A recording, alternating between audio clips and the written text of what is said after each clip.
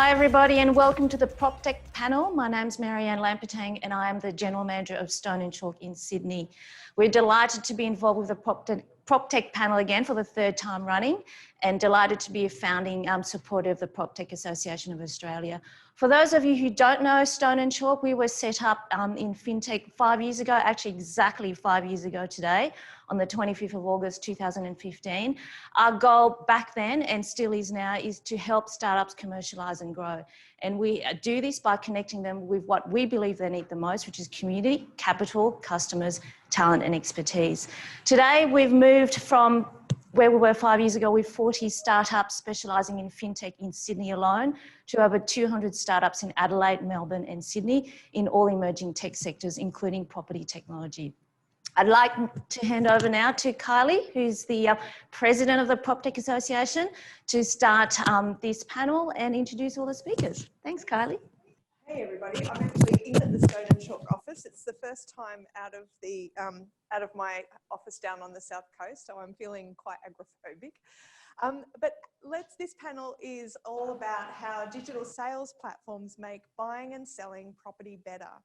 Now, would you sell or buy a home on eBay? Well, we strongly recommend that you don't, but in this panel, we're going to introduce you to the disruptors who are digitising the sales and negotiation processes of residential real estate to create more transparent, streamlined and data-rich experiences for buyers, sellers and agents. And my name is Kylie Davis and I'm the founder of the Proptech Association, and it is great to see so many people logging in today for our third Proptech panel. And I would especially like to thank Stone and Chalk who have made the event possible. And we have a new sponsor on board for the association too, the Real Estate Institute of Western Australia. So hey to everyone over in Perth. Now this panel was actually inspired by some comments by Chris Rolls in our first Proptech panel, who outlined why he felt that auction technology was not scalable. So we've taken it upon ourselves to stress test that with our guests, Peter Gibbons from Open Negotiation, Peter Matthews from Auction Now, and Dave Stewart from Market Buy. So Pete, you're also in the studio. Do you want to come in and grab a seat? So over the next hour, we're going to explore the factors driving the need for change in sales and negotiations of residential real estate and whether this is just an Australian thing. We're going to look at its interest to investors and if there is any potential for overseas property markets. So to introduce our expert panel. In the yellow corner, defending the value of virtual auction technology is our first panellist, Peter Matthews from Auction Now and Realtair. And Peter has had an extensive career in real estate. He is an auctioneer and has run successful real estate agencies and been COO at Ray White as well as head of sales at Fairfax Media. And he's now the founder of Proptech middleware platform Realtair. So welcome, Pete. Our next panellist is another Peter, Peter Gibbons from Open with two N's, Negotiation. Peter has a degree in property from Curtin University, an MBA from the University of South Carolina, and extensive experience in the retirement home industry before he made the move to Proptech and Open Negotiation. And in the purple corner, last but certainly not least, I'd like to welcome Dave Stewart from Market Buy. Dave has a 22-year career in real estate, running his own agency, and has been a Proptech founder for the past 4 years, starting Market Buy after an unsuccessful attempt at selling property on eBay, which made him think there had to be a different way. So welcome everybody, welcome to the panel down in Melbourne and Perth and here in the studio. So Peter, let's kick off with you. But you just tell us a little bit more about why we need virtual auctions or why auctions can be done virtually and what that adds to the transaction process. Well, I think the thing that adds to the transaction process is that the auction process is a transparent process. That's the first most important thing.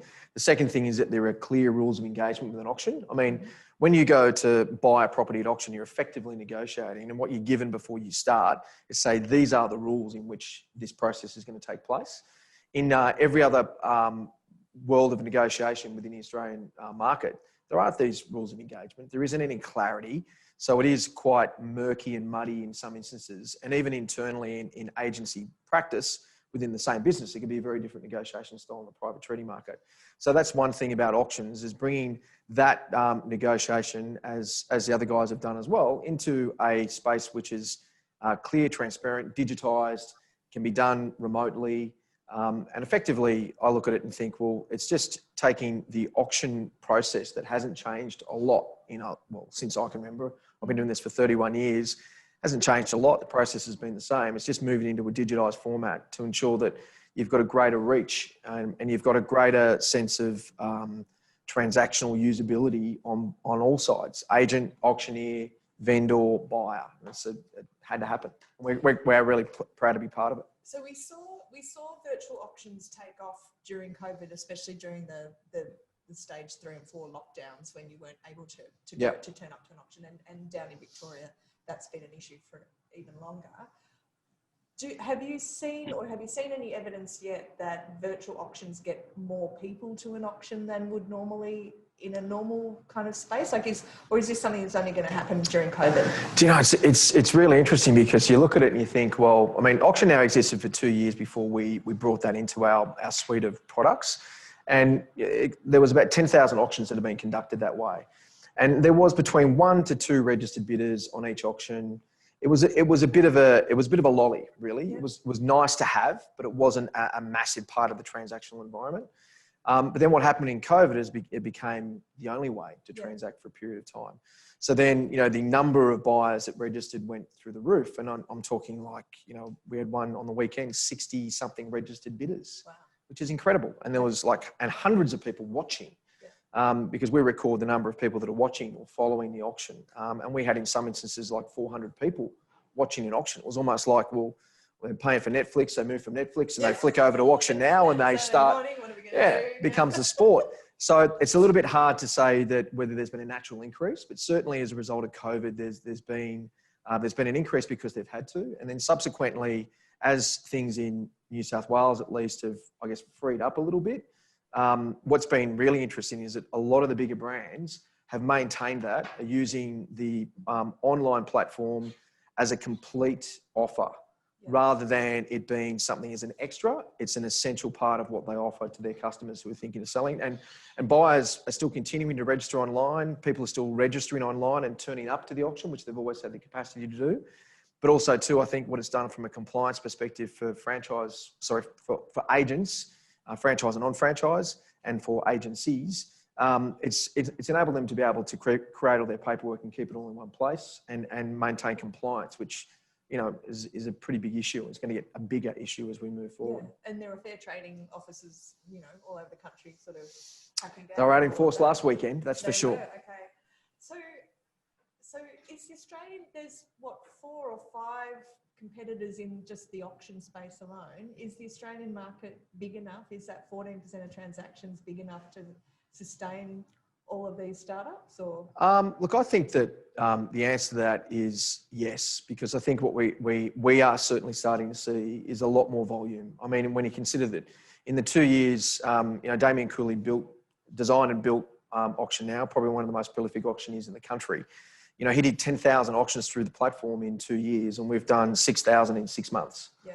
So I think that, yes, there's going to be more. Will that mean that there'll be more properties move into the online space versus the private treaty world? I think it's actually becoming a little bit blurred. Both Dave and Peter have got terrific platforms as well that offer solutions in that space. We also offer a solution for a buy now auction, which is, you mentioned eBay before. It's probably the closest thing that you can say to eBay. And the cool thing about that was we had a 90-year-old lady who on a Saturday signed a digital agency agreement, signed up for a buy now auction. On the Thursday, it went to auction. She'd signed the reserve on a digital reserve. She had actually I shouldn't disclose her reserve, but she went past her reserve. It sold for $754,000, quite substantially. She was selling, she wasn't buying. She was selling at 90, selling at 90. No, she wasn't looking to invest. Not that there would be anything wrong with that. Good on you if you are. We got a reserve price, went over the reserve, which was fabulous. There was 4 registered bidders, and she signed the contracts digitally. And I have people say to me, people, that age group, it's just, moving into the digital world is just not that acceptable. And I beg to differ. I mean, there's probably, my parents are on Facebook because they're they're friends with me on Facebook, which I'm a little bit embarrassed to say. But the reality is that, people who, if you get access to technology and you can't get out of your home, or better way to take advantage of either buying and selling property. So I think that, to answer your question in short, I think that there's a great opportunity for all of our platforms here to transform the way property is transacted.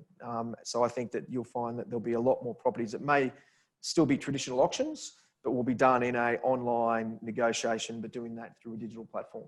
With all of the paperwork that goes in and the compliance sort of side of it sort of sitting in that platform. There is so much paperwork, and the guys will know this too. Like, you've got so much that an agent has got to do in order to create a compliant sale and be transparent in the process.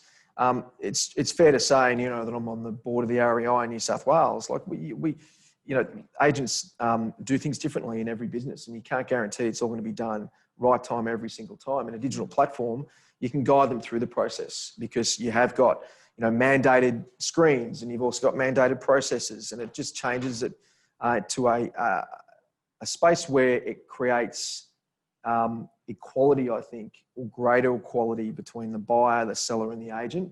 And any increase in equality and transparency, I think, is going to be great for consumers. And ultimately, I think that's going to create a digital transformation in the property transaction space. Got it. So is Chris's big issue was it's not scalable and it's not exportable. What's your...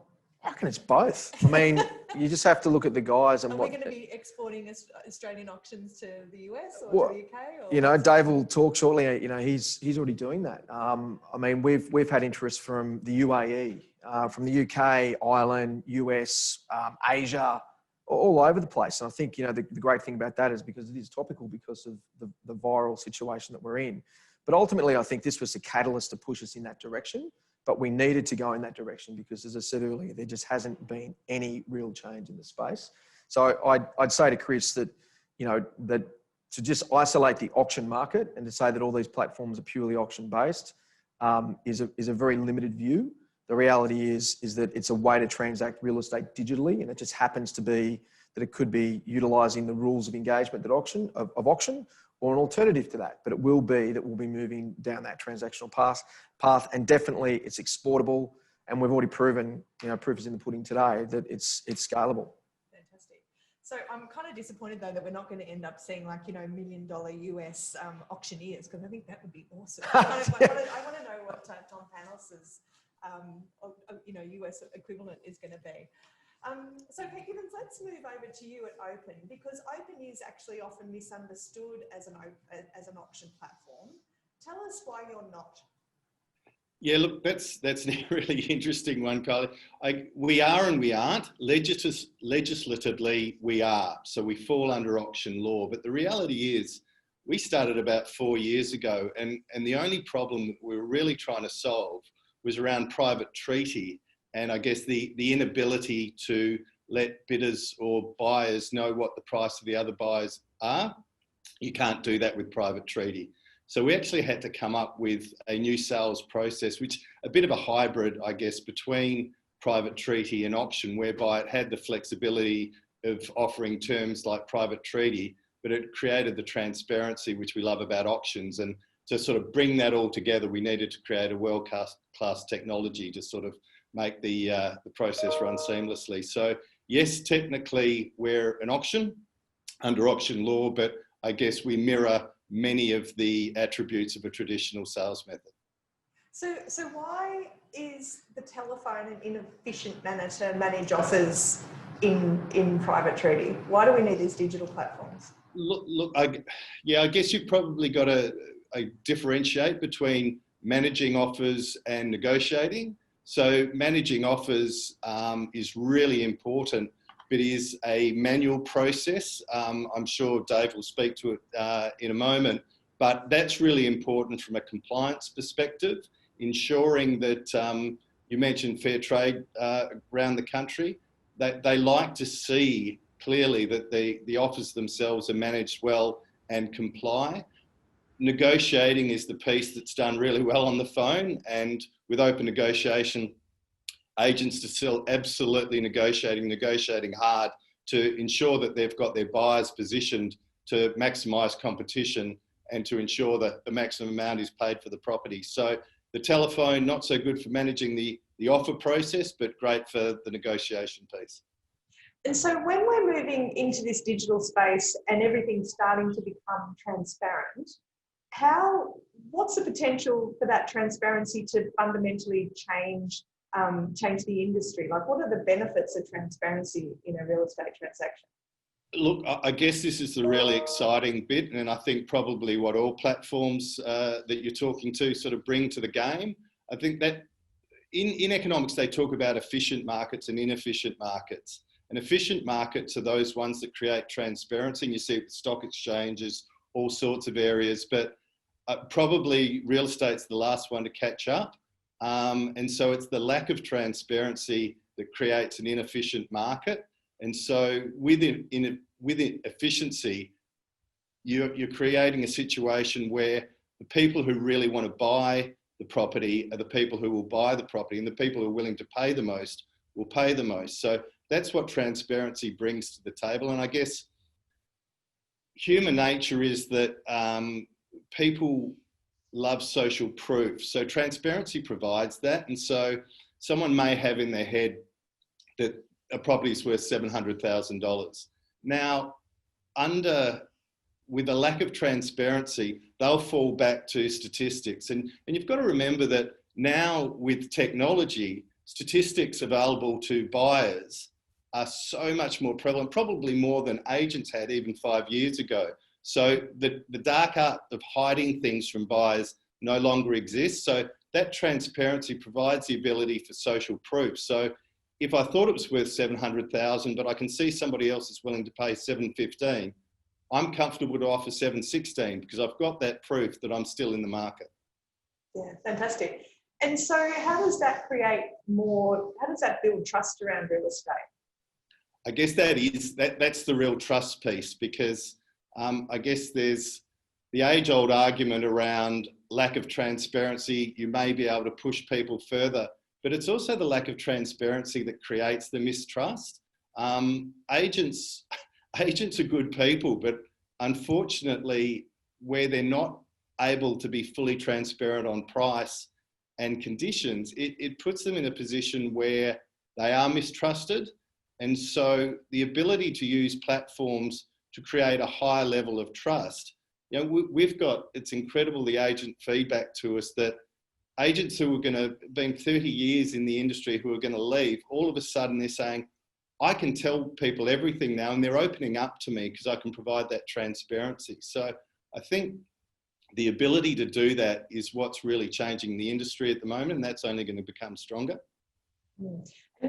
So I think what we forget as agents is that for every property, especially at the moment with stock so tight on the market, with every property that's going to market, you've probably got 3 or 4 or 5 people bidding for it or interested in it. And so only one person's going to win out of that. And there's going to be 4 other people who think that the agent, was a bit of a jerk because they either didn't make the extra call or, so I guess that's where that transparency is coming from. Yeah, absolutely nailed it, Kylie. And that's the one problem that we were really trying to solve. So the agents are telling us now, in the situation you described, you've got 4 people who are unhappy with the agent.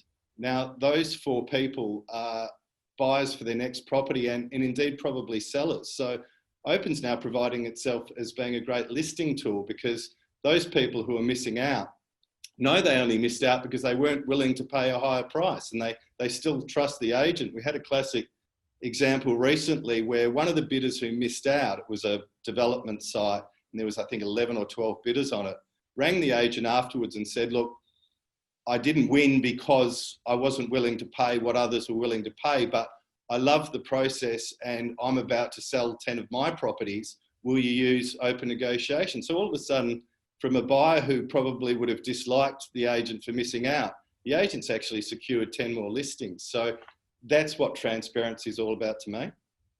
Fantastic. So is open used by an office or is it used by individual agents?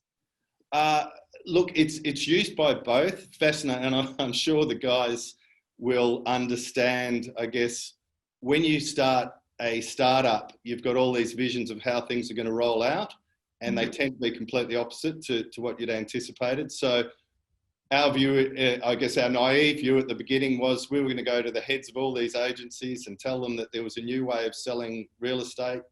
And we did. And they sort of said, look, yeah, that's great. We get it. It's interesting, but we don't need it. Things are going fine the way we're doing it currently.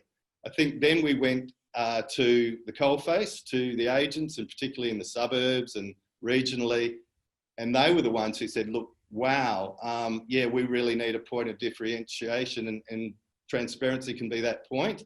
And so whilst we thought it would be top down, it was kind of bottom up. And now it's becoming top down as, I guess, the acceptability, and we've gone from startup to scale up, that we're doing sort of partnering with major groups rather than agent by agent. But I guess that's just an evolution of a new technology. Change is something that needs to happen over time.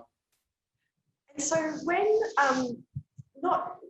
in the open platform, do I have to make all of the offers transparent, or is there agent control over that? Agents are absolutely central to the sales process. It all comes through the agents. So the agents have become really good at negotiating terms.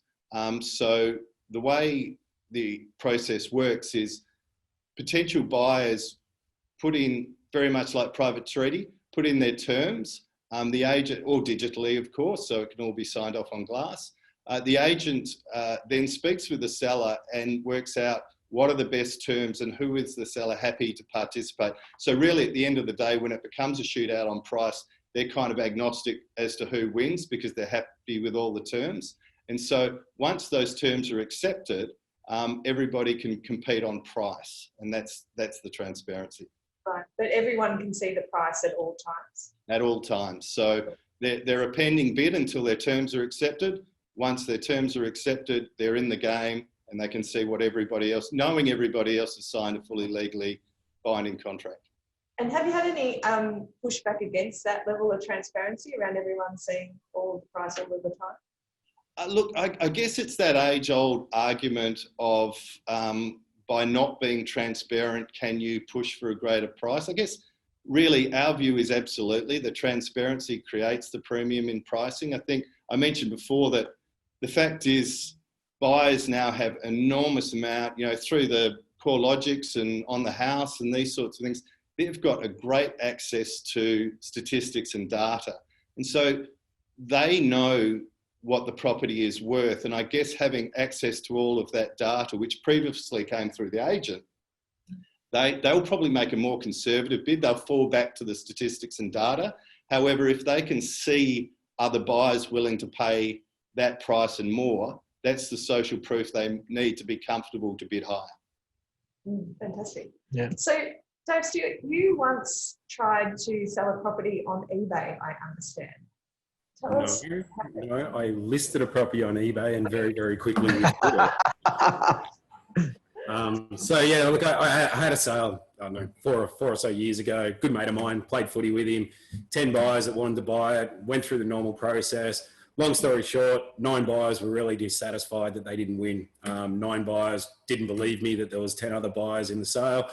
9 buyers wanted to have another crack at it. 9 buyers all told me that it was just a really unfair process.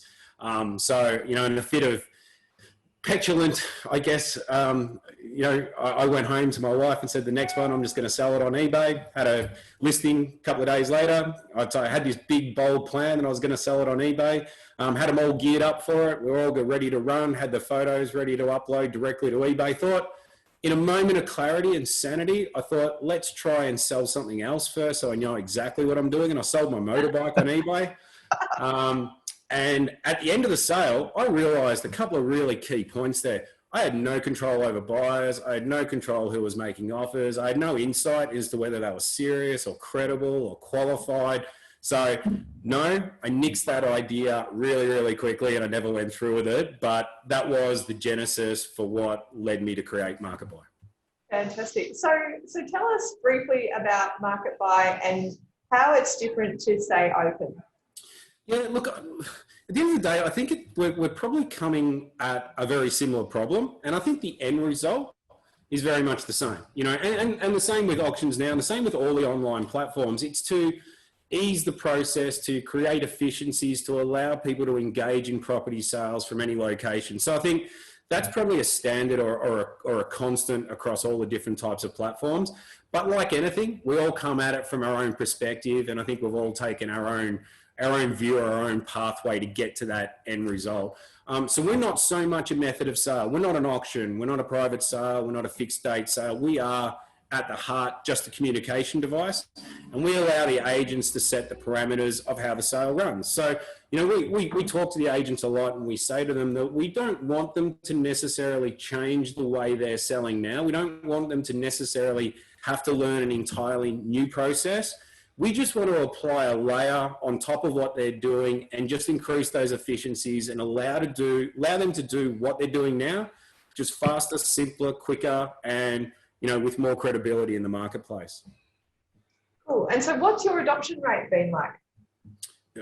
What, across the overall marketplace? So in Australia, because I know that you're expanding into the US, and we'll talk about that in a little bit. But so what's the response that agents have had to you about coming on board with Marketbuy?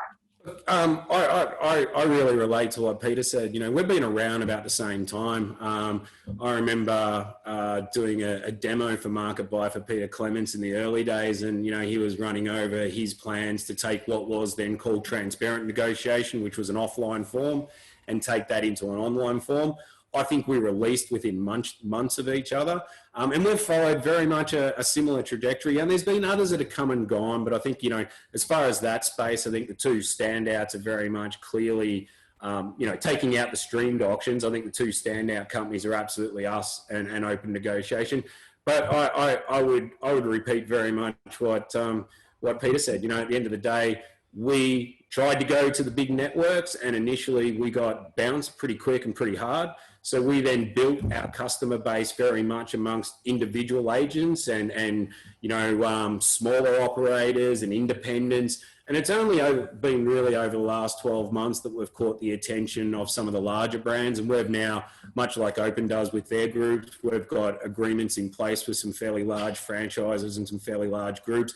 And we're now starting that process, or have been starting that process over, particularly since COVID, of taking more of a top-down approach. But absolutely, I mean, I think as far as uptake, we've pretty much had a similar trajectory as far as that goes. And, you know, again, I did smile to myself when Peter said, you know, you have this idea of how things are going to go, and you have these dreams in your head of how everything's going to roll out.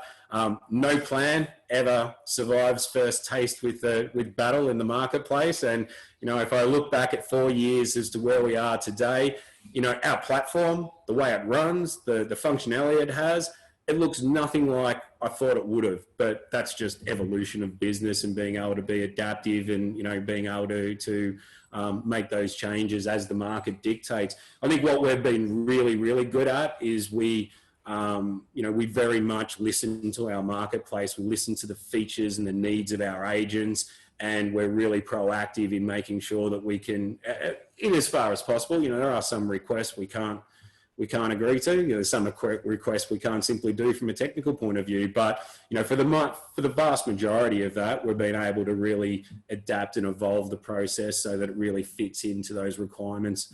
And again, you know, as Peter from Realtair said, you know, auctions make up a small part. I think where we've been really successful is we cover everything from auctions all the way through to private treaty, deadline sales, fixed date sales. So we do have the ability to be able to roll that out and scale that out across the entire gamut of different types of sales.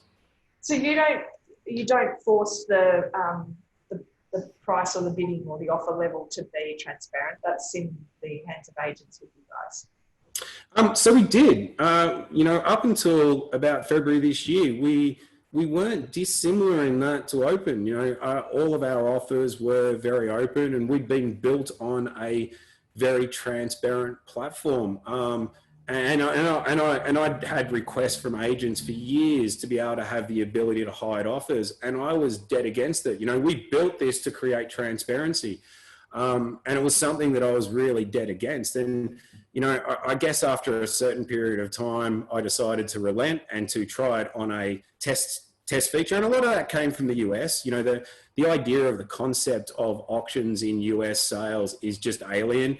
And I guess to an extent, I just got sick of bashing my head against the brick wall and not having people listen. So we relented. We built in the ability for agents on a sale by sale basis to be able to either disclose offers or hide offers. We still wanted levels of transparency, so people can still see how many buyers they are, and they can still see which buyer holds the highest price, but they can hide the actual price itself.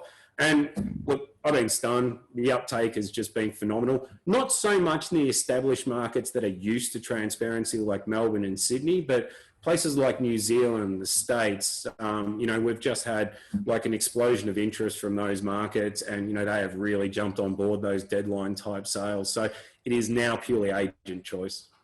Cool. So look, tell us a little bit more about your expansion into the US, because you've recently had a property in New York, in Manhattan sale, haven't you? Yeah, so we've completed sales now in New York, Minnesota and Texas. They've been the 3 states that we used as our test case, or our guinea pigs, if you like. And we just went to them and said, you know, we started this process in probably March last year.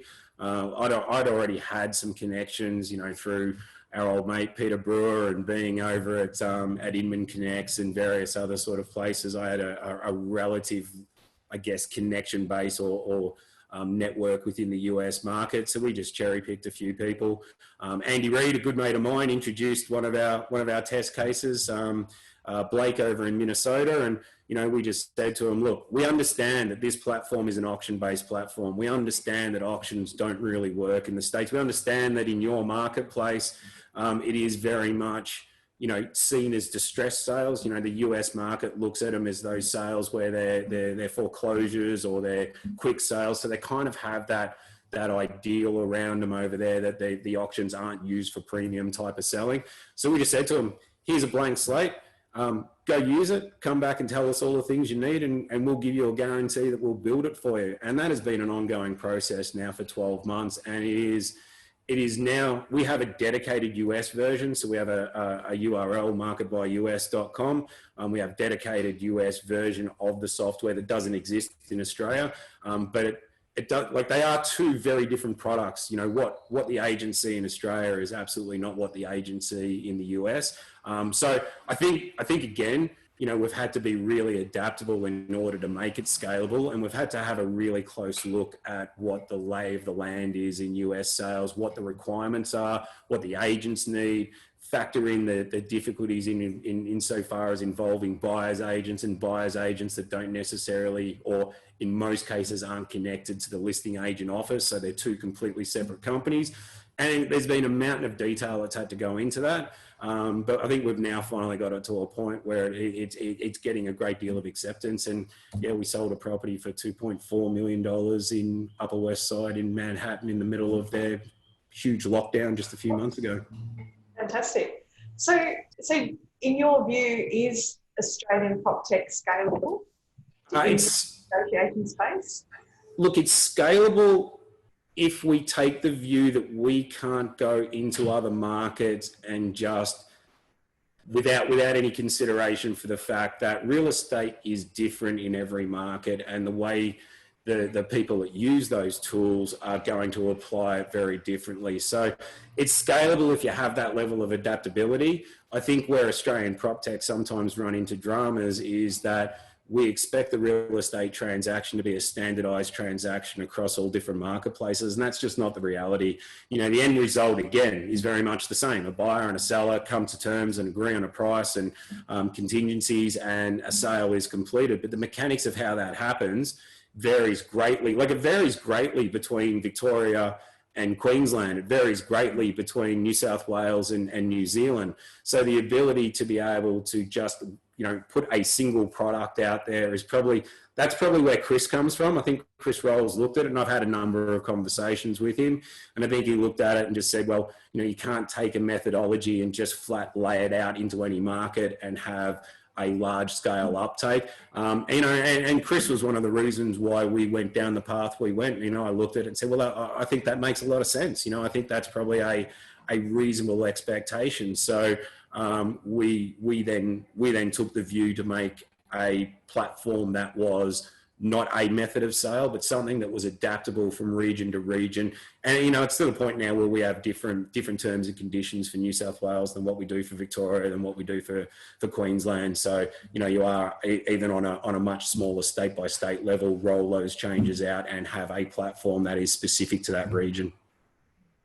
So, Peter, so Chris was right, but he was also wrong. How's that for being diplomatic? Peter Gibbons, you also are looking at I mean, you're focused mainly on Australia, but you're also have had interest from other countries as well. Mute.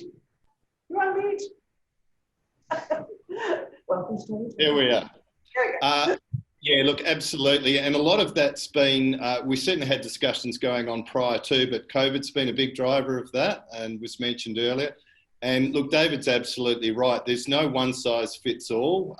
We're currently in partnering discussions in US, South Africa, Southeast Asia, all being driven by COVID. We're in fact selling properties now in New Zealand, which hadn't been on the map, but all of a sudden we're inundated by agents wanting to use the platform.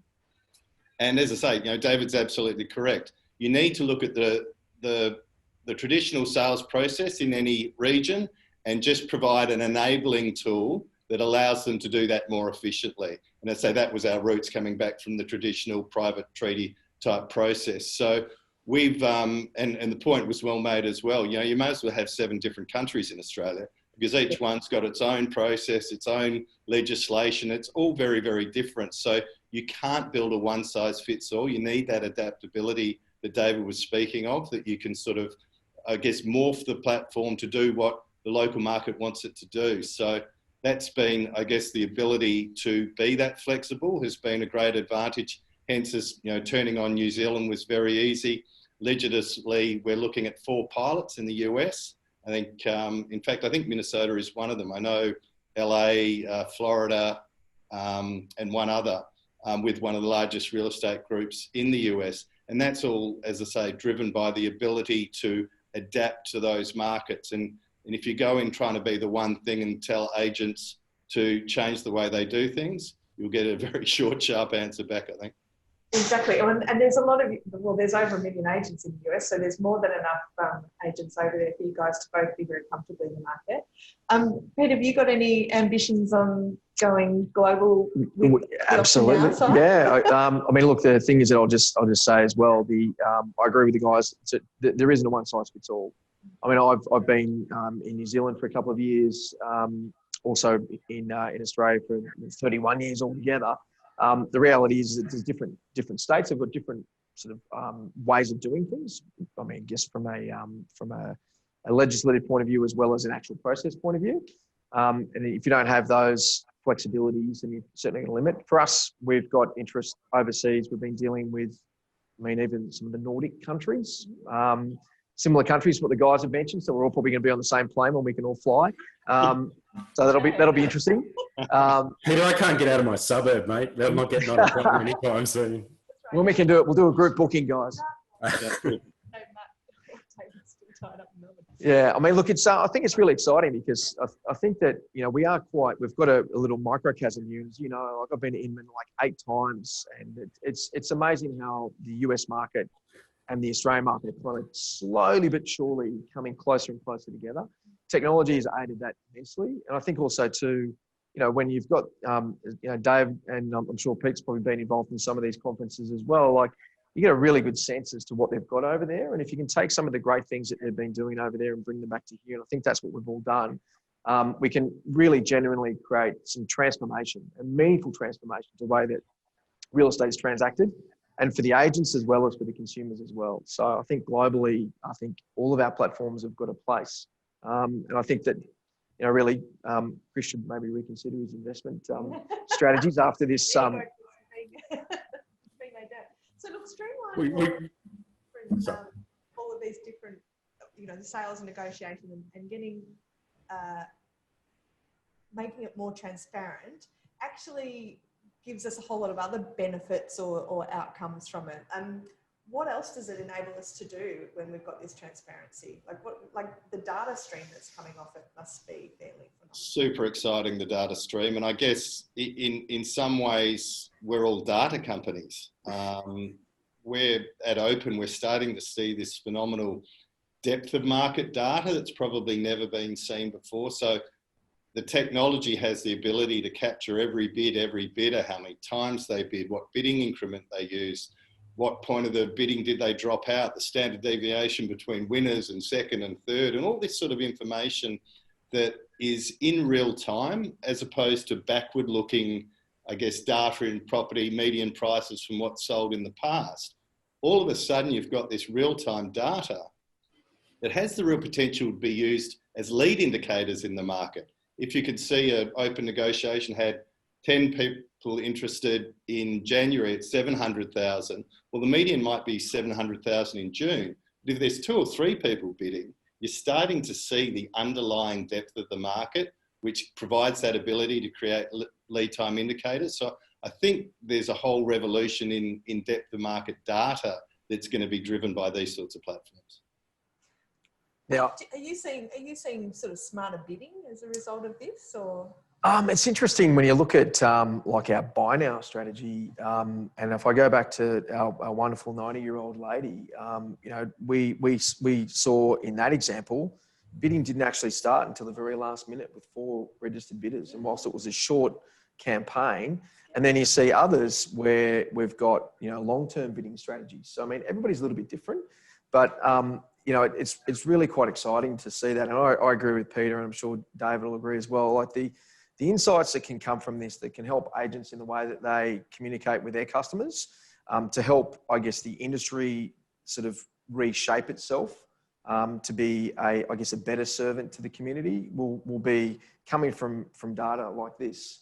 Because, you know, no one would ever complete a property transaction and say, you know what, that was fantastic. I loved every minute of it. Because it's a painful experience, it's an emotional experience. By the time you work out what you want to do, what you actually want and versus what you need, and then by the time you do all your communication, you do all your inspections and all that. I mean, I've sold property to people who've been looking for 10 years, and I've sold property to people who have walked past. A guy was walking a dog that I did an auction the other day in Glebe. He was walking the dog and he bought a place. Yeah, so I don't quite know if that relationship sustained that purchase.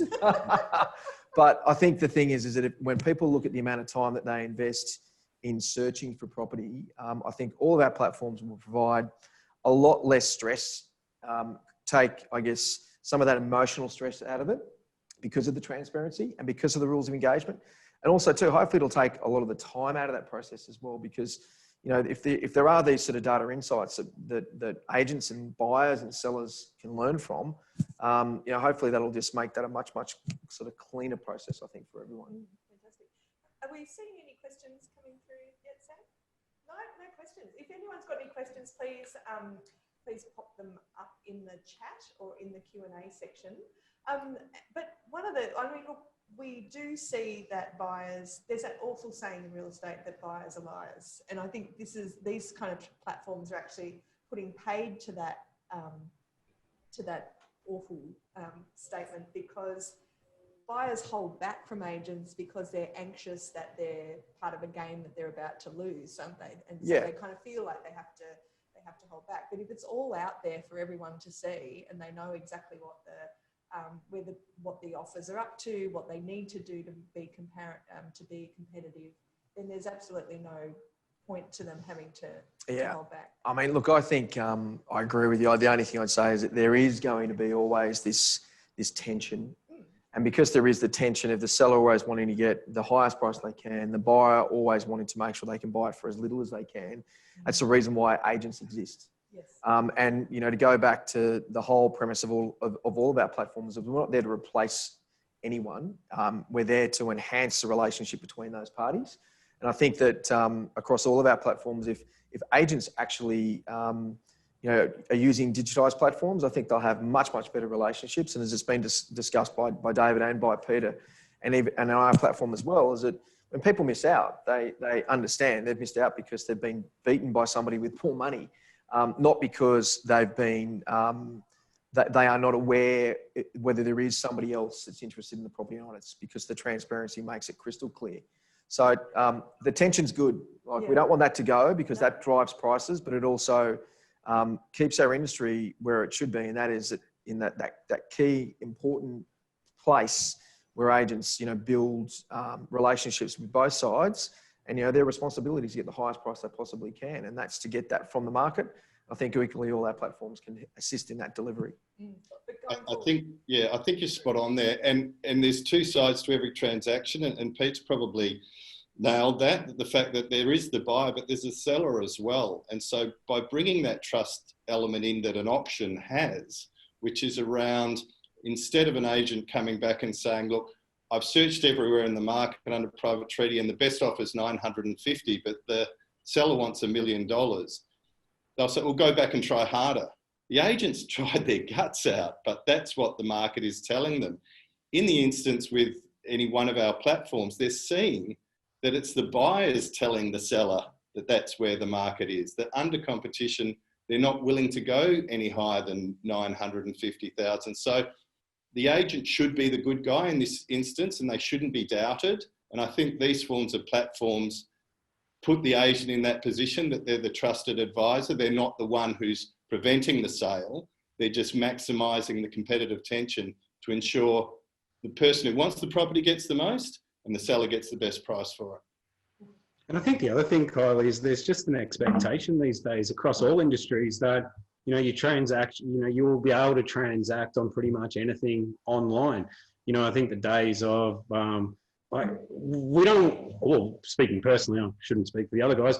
I don't know that you necessarily want to change the agent's role. You just want to make it more efficient. You just want to make it easier, and you want to give consumers what they've been screaming for, and that is just easier access to sales, easier access to be able to engage in sales, and the ability to put their best foot forward in whatever format that is. And if you do that, and you do that successfully, then it's one of those really rare cases where it's almost a win-win. There's always going to be people miss out. Real estate sales, like anything else, is by its nature an adversarial process. Someone has to lose. One person wants the highest price, another person wants to get it for the cheapest price. But it's bringing those parties together and doing it with the least amount of friction possible. And that's probably the end goal of what I think we're all trying to achieve. Yeah. Well, look, ladies and gentlemen, we could probably discuss this all day. I know I could. And Dave's locked at home, so he's got all day to do it. We're going to have to wrap it up there. So I wanted to thank our panellists. Thank you, Dave Stewart from MarketFi, Peter Gibbons from Open, and Pete Matthews from Realtair and Auction Now. I do also want to give a bit of a shout out, because this is quite a competitive space. So to the other auction platforms out there, Gavel, I think some of the others. Sold Online. And Rezo, which is another negotiation platform. So there's some great work happening in this space. And if you're an agent, really encourage you to check out the three here and the others that are working in this space.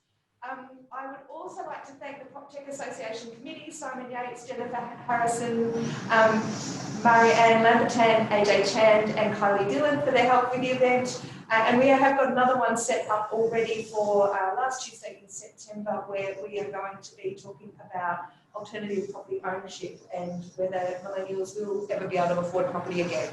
So very big thanks to Stone and Chalk for getting behind the event again. Thank you to Rewa, and thanks for everyone for your support and your time.